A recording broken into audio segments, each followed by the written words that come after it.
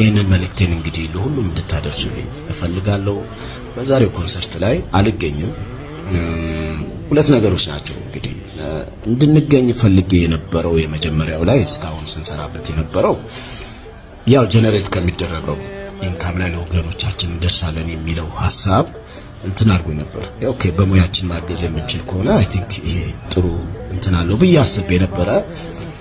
ግን ደግሞ አይ ግዴን ለማዘን ላይ ነን፣ ይሄኛው ይለፍና ከዛ በኋላ ያለውን ብናደርግ ይሻላል የሚለው ደግሞ አመዝኖብኛል። ለምንድን ነው ወደዚህ አሁን ዛሬ እዚህ ላይቭ ውስጥ የገባሁት?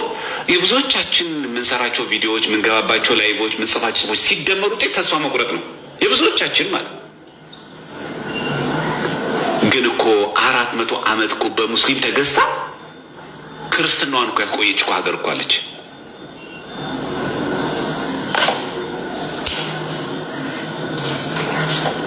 ያውም እኮ ቤተክርስቲያኗ ብቻ እኮ አይደለችም። መንግስት፣ የግሪክ መንግስት በኦቶማን ቱርክ ግዛት ውስጥ ሆኖ 400 ዓመት ረግጠው ነው የገዟቸው ኦቶማን ቱርኮች። እስቲልና ኦርቶዶክስ ናት። ምን ማን ያዳ ነው? ባለ ሀብቱ። በጣም የሚገርማችሁ ማን ያዳ ነው? ገዳማት። ማን ያዳ ነው? ካህናት። ይህን ሁሉ ያደረጉት እነሱ ናቸው። ባለ ሀብቱ ምን አደረገ? በውጭ ሀገር የሚገኙ የግሪክ ኦርቶዶክስ ምዕመናን ቱርክ የሚገኙት ግሪክ ላይ 400 ዓመት በእስልምና ስትገዛ እኛ ውጭ ሀገር ወጥተናል። ኦቶማን ቱርክ ግሪክ ሀገራችን ብትገዛ ባትገዛ እኔ አንድ ግሪክ እንኳን ከግሪክ ሀገር የወጣች ሳይሉ እነዛ ባለሀብቶቹ በቋሚነት ክርስቲያኖችን ይረዱ ነበር። መንግስት ተጽዕኖ ያሳድሩ ነበር። ስለዚህ በኢትዮጵያ የምትገኙ ባለሀብቶች፣ በውጭ ሀገር የምትገኙ ለኢትዮጵያ ኦርቶዶክስ ተዋሕዶ ቤተክርስቲያን ድምፅ መሆን የምትችሉት ዛሬ ነው። በጣም ነው የሚገርሙት። ገብታችሁ ተመልከቱ ታሪኳቸው። ሀገር ውስጥ ከሀገር ውጭ የሚኖሩት የግሪክ ባለሀብቶች 400 ዓመት በእስልምና በኦቶማን ቱርክ ሲገዙ እጅ አልሰጡም። ሁለተኛ እነማን ያገዙት? ገዳማት። ኦቶማን ቱርክ ያላስተዳደራቸው ከግሪክ ከተማ ራቅ ያሉ ሪሞት ኤሪያዎችን ገዳማት ልጆችን እየጠበቁ በስውር ያስተምሩ ነበር። ሴክሬት ስኩል ነበራቸው። ስለዚህ ገዳማት የሰቆቃ፣ የችግር፣ የረሃብ ጊዜ ልክ በጥንት ጊዜ በኢትዮጵያ ትልቅ የቤተክርስቲያናችን ነዋያት ታቦታት ልክ ታቦት ጽዮን እንድትጠበቀች ሁሉ በዮዲት ግሪት እንደዛ በመከሯ ዝዋይ ድረስ መጣ ተሰዳ። ገዳማት ትልቅ ዋጋ አላቸው። አንዱ የግሪክ ኦርቶዶክስን ከ400 ዓመት የኦቶማን ቱርክ ነፃ ያወጣት የገዳማት ጥንካሬ ነው።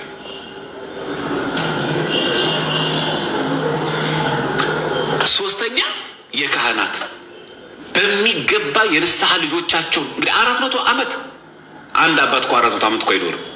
ስንት ትውልድ እንዳለፈ ተመልከቱ። 400 ዓመት። ከዛ በጣም የሚገርማቸው ሙስሊሞቹ ኦቶማን ቱርኮቹ የግሪክ ክርስቲያኖችን እየደፈሩ ልጅ ያስወልዳሉ። የገዛ ሚስቱን ቀምተውት ሚስቱን ደፍሯት ያስወልዳታል። ምን ታደርጋለች ያቺ እናት? ምን ያደርጋል አባት? ሚስቴን ደፈሯት ልጅ ወለደች ብሎ አይተዋትም። የወለደችውን ልጅ ይቀበላትና ካታኮምብ ግበ ምድር ላይ ሄዶ መሬት ውስጥ ልጁን እያሳደገ ክርስትና እያስተማረ አስጠምቆ ልጁን እኮ ነው አስጠምቆ አስተምሮ ኦርቶዶክስ ያደርገዋል። ያ በመደፈር የተገኘውን ልጅ 400 ዓመት ሙሉ በዚህ ኖራለች ግሪክ። ካታኮምብ ነው፣ ግበ ምድር ላይ ነው። መሰብሰብ አይቻልማ። ኦፊሻሊ ወንጀል ነው ክርስትና። አቹ ሚስቶቻችሁ ሲደፈሩባቸው በመደፈር የተገኘውን ልጅ አያስወርዱትም። ተቀብለውት ግበ ምድር ላይ አስጠምቀውት ክርስቲያን አድርገውት አሳድገውት ያ ሙስሊም የተወለደው ልጅ ክርስቲያኑ ነው ያደገ። ዛሬ ግሪክ ስናያት ክርስቲያን ነው። ስለዚህ ክርስቲያኖች ተስፋ እንዳትቆርጡ እሺ። አዎ ይሄ ሁሉ የመጣብን በሀያታችን ነው። አዎ በዛም ብዙ ተስፋ የሚያስቆርጡ ነገሮች አሉ። ልክ ነው። ግን ደግሞ ከኛ የከፋ ብዙ ችግር አልፈው ዛሬ ቆሙ ሀገራት አሉ። መለካውያን ግሪክ እንኳን ኢትዮጵያ ኦርቶዶክስ ተዋሕዶ ቤተክርስቲያን ተስፋ እንዳትቆርጡ። የፈለገ ድምጻቸውን አሰሙ፣ የፈለገ በደሉ ይብዛ፣ ብዛቱን ብቻ ሳይሆን እርዝመቱ እንኳን ቢረዝም እንዲች ብለን ተስፋ መቁረጥ የለብንም። የግሪክ ክርስቲያኖች የግሪክ ቤተክርስቲያን 400 ዓመት የኦቶማን ቱርክን አገዛዝ ነፃ ወጣ ልጆቿን በኦርቶዶክሳዊ ትውፊት ብቻ ደግሞ ቋንቋ ጭምር ጠብቃ ገዳማት የግሪክ ቋንቋን ጠብቋ ቆዩ። በዚህ ልክ ተስፋ መቁረጥ የለብንም ክርስቲያኖች። እንደ ሀገር እንኳን ቢሆንብን ተስፋ መቁረጥ የለብንም። ቤተክርስቲያን አልፋለች ብዙ ዘመን። የተረት ተረት ነው እንዴ? ቤተክርስቲያን ታሪክ ባለም ምድር ተረት ነው እንዴ? ግን እንድናንቀላፋ ከሚያዙን ሰዎች ግን መራቅ አለብን። በቃ ተው፣ እግዚአብሔር ያመጣውን ያምጣ፣ እግዚአብሔር የሰራውን ይስራ፣ በቃ ዝም ማለት ነው። ይሄ እንቅልፍም እኛ አንቀበልም። ይህ ትልቅ ስህተት ነው። የግሪክ ኦርቶዶክሶች እግዚአብሔር በቃ መጣው አይደለ? ኦቶማን ቱርክ ያመጣው እሱ ነው፣ ያረገው ያርገን አላሉ። ስራ ነው የተሰራው። የግሪክ ባለሀብቶች ቀጥለው የቆሙት ሀብታቸውን ለክርስቲያኖች አዋሉት።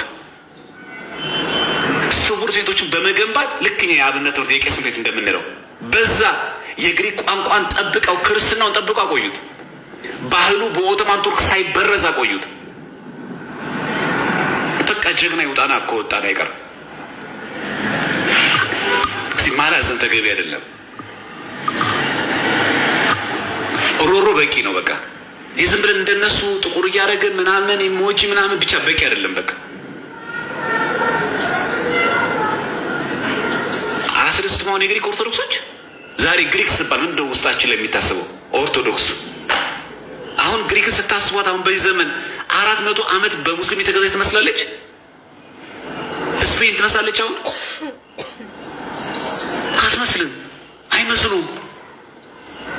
አየህ፣ የፈለገ ጠላቶቻችን ቢበዙ፣ የፈለገ አሕዛብ ቢገዛ፣ ቢረግጥ፣ ቢገል፣ የፈለገ እንኳን ስርዓተ አምልኮ ቅዳሴ እንዳትስቀድስ እንኳን ቢከለክል፣ ግብ በምድር አንደርግራውንድ ላይ ተቀምጠው ለ400 ዓመት በቅኝ ግዛት ውስጥ የነበሩ ቱርኮች ዛሬ ቀጥሎ ቆመዋል። ስለዚህ ምንድነው የሚያስፈልገን? አሁን እኛ ጸሎት በጉልበት በስሜት ምናምን እንዳይሆን፣ ትህርምት ራስ እኔ ስለቆሸሽኩ ነው ይሄ የሆነ በእኔ ኃጢአት ነው ማለት፣ ከዛ እግዚአብሔር እውቀት እየገለጠ ራሳችን ስናዋርድ እሱ ወደኛ ይመጣል። እሱ ነገሮችን ያስተካክልናል። የሚቆረቆሩ ክርስቲያኖችን ያበዛል። ለቤተክርስቲያን የሚያስቡ ሰዎችን ያበዛል። ምን ስንሆን? ክርስቲያን ስንሆን። መረጃው ብቻ በቂ አይደለም። ቪዲዮ ብቻ በቂ አይደለም። ቫይራል ብቻ መሆኑ በቂ አይደለም። ቫይራል ላይ ወጥቶ ሰው ልቡ ካልተራራ ምን ዋጋ አለው? ቪው ብቻ እንዲሁ ምን ያደርግ? ምን ዋጋ አለው? እኔም ለቤተክርስቲያን እቆማለሁ፣ እኔም ባለኝ ሀብት ሁሉ ለቤተክርስቲያን እቆማለሁ የሚል ክርስቲያን፣ ስማቸው የማይታወቅ እግዚአብሔር የሚያውቃቸው፣ እኔ አስፈላጊውን ድጋፍ ሁሉ አድርጋለሁ የሚል፣ ያ ደግሞ ብር ደግሞ ቀጥታ ሄዶ ደግሞ ቤተክርስቲያን በሚገርሙት የሚጠብቅ። በተረፈ ማላዘን ምንም ጥቅም የለውም። ጳጳሳቶቹ እንዲህ ናቸው የሚባል ነገር የለም። ታየ ባል ግዴታውን ተወጣ። ሚስቱ ስትደፈር የተወለደውን ልጅ አልገደለውም ከሙስሊም የተገኘው ተብሎ። ከአርሲ ጉዳይ ጋር በተያያዘ በአሁን ጊዜ ከቤተ ክርስቲያኔ እንደ አንድ ምዕመን ምን እንደምጠብቅ ልንገራችሁ። እናንተም የምትስማሙበት ከሆነ ደግሞ ለብዙዎች እንዲደርስ ወይንም ለቤተ ክርስቲያናችን የበላይ አካላት እንዲደርስ የበኩላችሁን አድርጉ። እንግዲህ ማናችንም አይነት ምዕመናን የቤተ ክርስቲያንን መግለጫ የምንጠብቅ አይመስለኝም። ምክንያቱም መግለጫ ምንም አይነት ለውጥ እንደማያመጣ ባለፉት ረዥም ዓመታት ያየን የተመለከትን ይመስለኛል። ከቤተ ክርስቲያናችንም ሆነ ከሃይማኖት ጉባኤ የምንጠብቀው መግለጫ የለም። ይህንን የተሰማቸውን ቤተክርስቲያን የተሰማትን ሐዘን እንድትገልጽ በዛ ላሉ እንደምትጸልይላቸው፣ ይሄ ብቻውን ምንም ጥቅም የለውም። ይሄ ነገር እንዲቆም የሚያደርግ አይደለም። ቢያንስ ግን ከቤተ ክርስቲያናችን ምን እጠብቃለሁኝ? በእያንዳንዱ የኢትዮጵያ አህጉረ ስብከቶች የጉባኤ አዋጅ ታውጆ ዝክረ አርሲ በሚል በአርሲ ላለቁት ለሞቱት ወገኖቻችን ላለፉት ነፍሳት በየሀገሩ ጉባኤ ተዘጋጅቶ እንዲጸለይላቸው፣ ቢያንስ የ3 ቀን ጉባኤ ተዘጋጅቶ እንዲጸለይላቸው፣ እንዲሁም ደግሞ ለተፈናቀሉ ወገኖቻችን እርዳታ እገዛ እንዲደረግ፣ እንዲሁም ደግሞ በመላው ኢትዮጵያ ያሉ ክርስቲያን ምዕመናን በአርሲ ላይ እየተፈጠረ ያለውን ነገር እንዲረዱት እንዲያውቁት ቤተክርስቲያናችን ይህንን ጉባኤ አዘጋጅታ በሁሉም የኢትዮጵያ ክልሎች ላይ ይህ ዝክረ አርሲ የሚል ጉባኤ እንዲዘጋጅና ህዝቧን ምዕመኗን እንድታነቃ ቢያንስ ይህንን ነገር ከቤተክርስቲያን እጠብቃለሁ። እናንተስ? እችን ቪዲዮ ለዘመርኩን በቀለ ላኩልኝ። ዘመድዬ አንተ ያልከው ነገር ጠብ አላለም መሬት ላይ። አንተ ያልከው እያንዳንዷ ነገር ሆኗል። እኔ እንኳን ብልጥ ስለሆንኩኝ አዳምጥህ ነበረ፣ አዳምጥሃለሁ ሁሉ ጊዜም። አንተ ያልካን ነገር ጠብ አላለችም፣ ቀኗን ጠብቃ መታለች።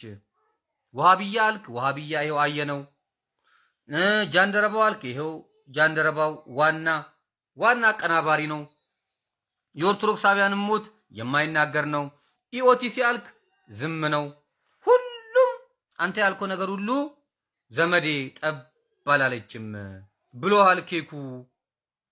በሉና ለዘመዴ ነገሩልኝ። እኔ እኮ በቃ የምትመቸኝ እኮ ለዚህ ነው።